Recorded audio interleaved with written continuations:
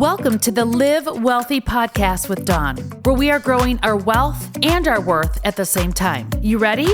Let's go. You're listening to the Live Wealthy podcast with either Dawn Dalby or my closest friends call me D Money. And I want you to be my closest friend. And so you are able to call me D Money. And I am here to show you how to live wealthy, WELLthy, which is really aligning your internal personal security and your financial security at the same time. Because yes, we want money. We want money to work for us, but we also want to enjoy money. And growing through and learning through personal development with yourself and your wealth at the same time is when life gets magical. And today I'm here to teach you. This episode is about a spending plan. Because guess what, my friends? Budgets don't work. Did you hear me? I just said budgets never work. The word budget, when you're talking about your money, the word budget and your spending, and if you're put on a budget, it never works because it's like having a scarcity mindset. Budget means limiting. And nothing on this planet is limiting except our thinking. And so I don't ever want anyone to go on a budget. Just like a diet, diets don't work either. They don't work consistently. And we're looking for consistent money movements, things that are going to help you think differently about your money so you can live wealthy, which is having money to support your life. So today I'm going to teach you how to have a spending plan and how to, instead of a budget, the spending plan gets turned into buckets. So not a budget, but buckets of spending. Now, why is a spending plan so important? It's so important because it is the lifeline to your money. And let me say that again. It's the lifeline, which means it's the most important aspect to your financial life and your financial success. Early on in my career, we never helped people with their spending plan or their budget or their cash flow, money coming in, the income coming in, and the expenses going out. Why? Because of a wealth advisor, our perspective is just to find out what people have left over after their spending and then apply that to their financial goals.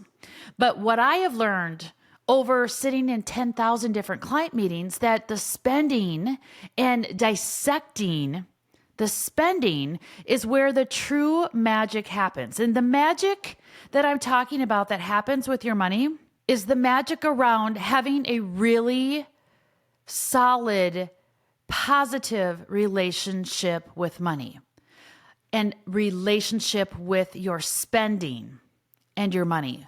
I'm talking about living life with your money without having guilt on your spending, without having shame, without having excessive debt that usually gets us into feeling guilty and shame, without us comparing our wealth to our friends, neighbors, and family's wealth. Like all of those negative emotions are solved. And yes, I'm saying solved when you create a bucket spending plan. And it's so vitally important. So I just want to share a little story with you on why I'm recording this today. Over the last week, I have spent probably 20 hours working on my business spending plan. So I have a multi-million-dollar wealth advisory firm that we have multi-million dollars coming in as revenue, and I need to manage the spending in that firm. I also need to manage my personal spending, which is my husband and my spending plan. And now, as a new empty nester, I have 2 teenage daughters that just left for college, and I have over the last, I've been trying to teach them about money realistically since high school. I've been giving them a large allowance every single week, what I think is large, and which I think it is, and then allowing them to learn and fail with their money. And in high school, it was easier for them because they weren't truly out on their own. But now that they've gone to college, I have given them allowance. One of them has a job, and I've taught them how to have let me take a step back. I taught them what it's like to have a spending plan and how to not have a budget, but feel free to live for today, plan for tomorrow, and enjoy your college years and spend money and have fun, but also be aware and cognizant of your spending. So I created a template for them and talk to them specifically as they go to college. I really only have 2 rules. The 2 rules with their money is never get into credit card debt. And can they have, yes. And have I given them a credit card so they can develop their credit? Sure. But you have to pay off that credit card every single month with a combination of my allowance that I give them and them. One of them works. The other one doesn't work because she's in her first year of college, and I don't require that as my rule as their parent. But I will tell you this, that I had 2 rules: no credit card debt at the end of the month, and you need to save a portion of the money that's coming in. So if I'm giving you an allowance and you're working part-time in a restaurant, if you earn $1,000 a month, I want you to put at least 10% of that away. So month number 1 happened when just last month, and I reviewed their spending. And I'm here to tell you, as a parent, as a expert in managing people's wealth, my one daughter, I'm not going to name her name, failed in her first month. In fact, she overspent. I don't even want to tell you this, but she overspent by, let's say, $1,500. Okay. And this is my daughter, who I thought I had a grip on in terms of her spending, and educated her, had her come on a podcast, all of the things, but she overspent her money. And I think I know the reasons why, and I'm not going to tell you the reasons why, because it really doesn't matter to your own money growth. But I had to have the conversation with my 19-year-old again, where I wasn't being the financial advisor, but I was, being a mother with financial spending knowledge on why this is so important for her to not get out of debt. No, or why is it so important for her to not have debt and to not overspend? And the reason, it came down to this, is that when you overspend your money and get into even a little bit of credit card debt, it takes away your power of the control you have over your life. It takes away it's almost like you become a servant to your money versus your money serving you. The money, when you go into debt, your money is going to be in the driver's seat and control, versus you being in the driver's seat and being able to control your life, because we all want to live life with freedom of how we choose to spend our time. And when you overspend and don't understand money, what happens is you lose that freedom. You lose control. You lose the empowerment of what's possible for you in your life to live life at its fullest capacity. And as a mother to a daughter, it really frightened me in month 1, is that if this continues down the path, this is destruction. Financial destruction equals life destruction, because we all want to live our life, and money is so important to our life, just as oxygen is. We need it to survive, and we need to know who's in the driver's seat. Is it the money or is it the person? And people come first. It should always be the person. In order to be in control of your money, you have to have a spending plan. Now, does it suck I was going to swear. I can't swear. Does it suck to go through a spending plan and understand all of the details of where your money's going and to create a plan? Yes, it does. But once you spend a few hours, and it might take you more than a few hours. It might take you 8 hours, and you can do that over a week or 2 weeks or 3 weeks. But once you create this plan and understand where your money has been going and understand where it's going to go moving forward is when you're going to really understand the value of being in control of your money.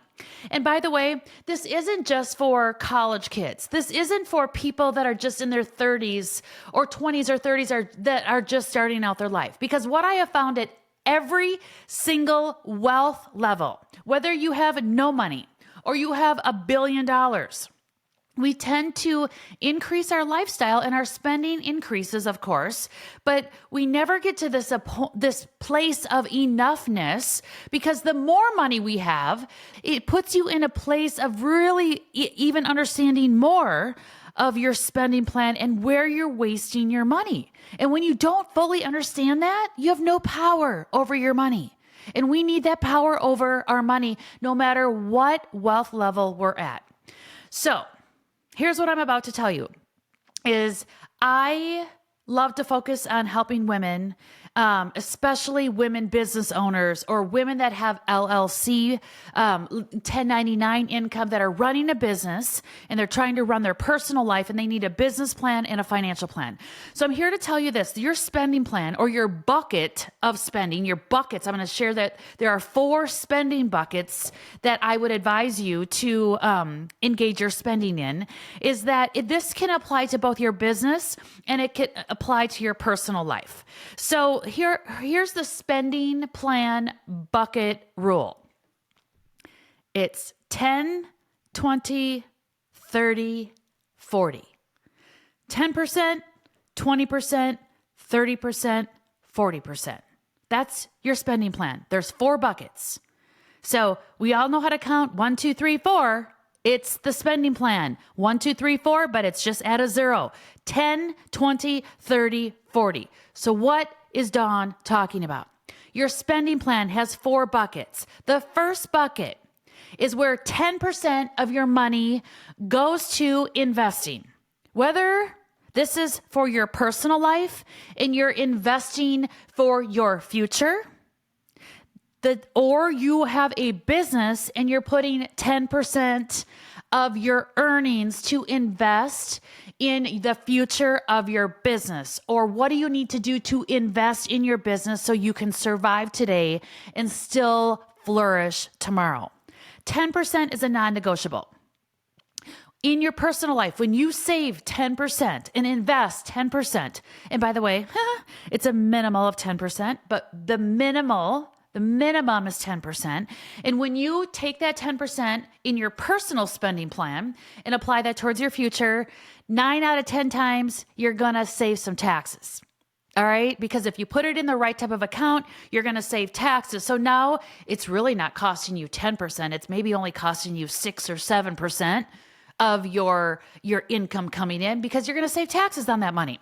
Now, super, super important to do that. Also, when you invest in your business. So when we're talking about your business spending plan, here's what I do. Like, let's say, I'm just going to use easy math. Let's say your business is making $1 million a year. Okay. 10% of the million is $100,000. So that 10%, of $1 million is $100,000, but that whole $1 million that you're bringing in is not all profit. So if you are, let's say, $1 million business owner, and let's say your expenses are 60%, what I want you to do is to apply this rule to your expenses. So if you have $1 million business, your expenses are $600,000, you're bringing home an income $400,000. I'm talking about the spending plan, not based on that 40% or that 400,000, because that's your personal spending plan. We're talking about your business spending plan on that 60% expenditures that you have for your business. Okay. So you have $1 million business. $600,000 are your expenses. 10% or $60,000 should be going into investments in your business.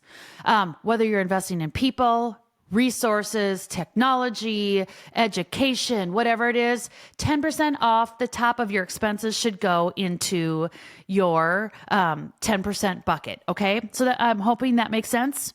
So either personal or professional, personal or business, 10% investing is a non-negotiable and 10% is the minimal number. That's bucket number one. Bucket number two is 20%. And 20%, I believe, should go towards your debt. And by the way, I'm not a financial advisor that believes in not having debt. You can have good, healthy debt that you can leverage your spending.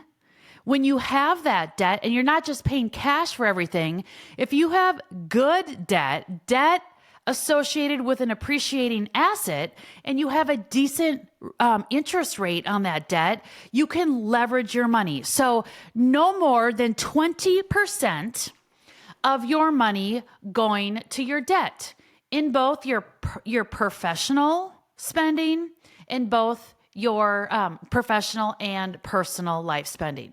So I have business debt, no more than 20%. I have home debt, like my personal spending, I have debt. I leverage my mortgage. I leverage good debt at a low interest rate. Allows me flexibility with my cash flow to be able to invest my money and to achieve more wealth in my life. And when I have more wealth in my life, I'm able to #live wealthy. That is the goal. We want to live wealthy. We want to have money. We want to have time. And when you align your time with your money appropriately, you're living life to the fullest. So bucket number two is debt. Bucket number three is 30%. And 30% of your wealth should be going into what I call your core value spending. The values, the things in life that you value the most that you don't want to do life without. Some of your core values in both your personal life and your professional life. Some of them won't cost you money. Some of them will cost you money. So you want to focus on the core values, your top 5 core values in your business and your professional or in your personal life. And you want to focus on the spending there. For example, my 5 core values in my personal life is spirituality. That comes first. Health. Second, relationships. Third, excitement, fourth, and achievement, fifth. Not all of those 5 values are costing me money. Some of those values is where I spend my time. My second most valuable resource is time. In fact, actually, to be honest with you, it's your first. Most people don't know this, but it's your first valuable resource. Time is more important than money. But the 2 most valuable resources we have on this planet is how do we spend our time and how do we spend our money? And what it comes down to is core values is all about time and money. Not all of your core values are going to cost you something. Figure out which core value is going to cost you money, and then you want to apply up to 30% of your either income coming in or your revenue in your business to your core values. Now, I also have core values in my company. So I'm the CEO of WELLthy Financial Group, and my company's core values are different than my personal core values. So they overlap, but they're different. So my company's core values are growth, innovation, results, getting results for our business and our clients, leadership, service, like serving other people, and being solvers, like really, how do you solve problems? Because there's problems every day. So those core values are different than my personal core values, but those are the company's core values. And so I go through those values and figure out what of those values do I want that are costing me money, that I want to spend my money on. And some of them are more or less spending my time as a leader on those. So for example, let me just take one, like leadership, service, and solvers and growth. Like if I just take all of them, it's about me being able to spend money on growing my company through personal development, because being a really good, being a good leader, being a good problem solver, understanding innovation, understanding results, understanding what it takes for growth, all of that comes under the umbrella of personal development. Business personal development. So I spend my money in really educating myself as a leader, how I can be a better leader so I can serve my team better. So that's how the core values, the company values, are used in the spending plan. So 30% of either the income coming into your household from a personal perspective, or 30% of your business expenses should be spent on those company core values. And then finally, the last bucket, which is 40%. This bucket is your household expenses. So in your house, in your personal spending plan, it's all of the crap that takes you to live your life. You need electricity, you need food, you need you need stuff in your house, you need a car, you need gas, you need to pay your taxes, you need all of the things. And so that's like the dump. We dump the rest of our household expenses, the things that we don't really value, but we need to live our life with. It takes money to live. Like all of that goes into your household spending bucket. Okay. Now in a business, that's really your overhead bucket. Like you might put people in that category. You might put your real estate, your companies, everything that it takes to run a company, technology, brick and mortar buildings, people, all of the things. It's very expensive to run a business. So that's the catch-all bucket. So I want to wrap up here and say, whether you have a business or you have your personal spending plan, again, I want to reiterate, we don't do budgets. Budgets are limiting. It's like a diet. Diets consistently never work. And so we want to focus on a abundance spending mentality with our money, not a limiting scarcity, but we got to be on a budget, because life doesn't happen the same every month. Food doesn't happen the same every month. Expenditures they don't happen the same every month. So we need to have flexibility, fluidity, freedom with our spending. And we need to be able to do that guilt-free, shame-free, and with some grace, where if we overspend in one bucket, we can underspend in the next. Again, this bucket level spending plan, 10% goes to investing. Investing is a non-negotiable. We are always investing to grow. When you stop growing is when you die.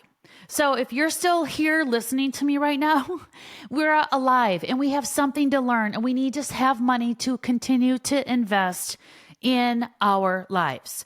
Bucket number 1, 10% to investing. Bucket number 2, 20% to your debt.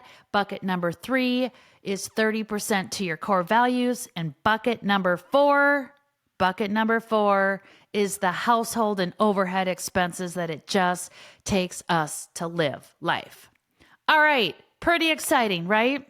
If you have any questions, here's my call to action. If anyone needs, you're like, okay, Dawn, I get it. I freaking get it. I need a spending plan. But what do I, help me? How? Send me a message. You can email me at my name, dawn@dawndalby.com. DAWN@DAWNDAHLBY.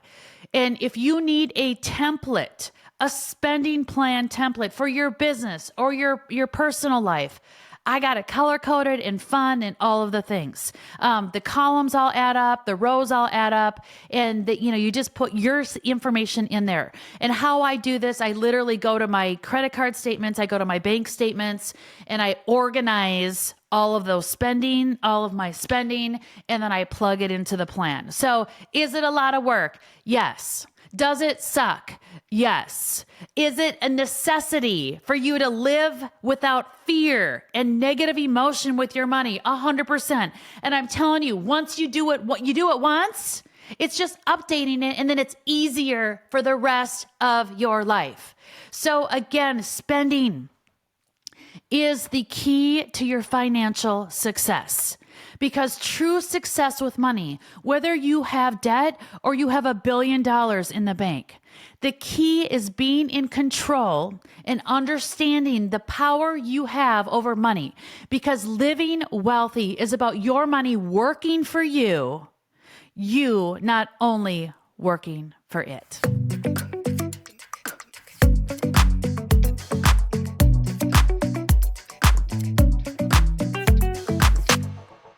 Now you can access the first of its kind online digital wealth advisory platform called Grow It.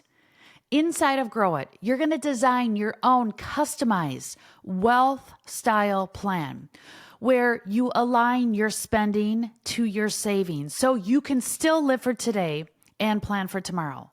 I'm going to teach you proper debt management, how to invest your money in alignment with your own personal financial goals, and how to reduce your taxes so you can maximize your wealth. Also, you're going to be able to have a one-on-one private session with a private wealth advisor so you can implement your financial plan, and then also have an opportunity to transfer over your investable assets to our recommended investment platform. The time is now for you to start living wealthy.